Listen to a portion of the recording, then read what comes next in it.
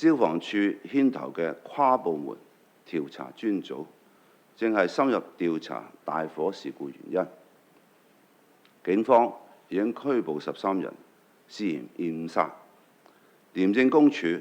就宏福苑大廈維修工程涉嫌貪污拘捕12人。調查證實裝修工程涉舞弊，有預謀咁用不合規嘅非阻燃圍網同一啲合規嘅圍網混合起嚟，魚目混珠。加上工程用咗大量嘅易燃發泡膠，係導致火勢一觸即發、迅速蔓延嘅關鍵原因。我希望警方同廉署嘅聯合調查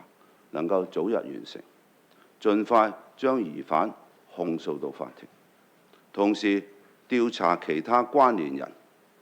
將所有需要負上責任嘅人都繩之於法。我要求調查到底，認真改革，化悲憤為改革力量，打破利益藩籬，不論涉及任何人，都一問到底，追責到底。我哋要讓真相水落石出，讓公義得到伸張，讓逝者安息，讓生者安心。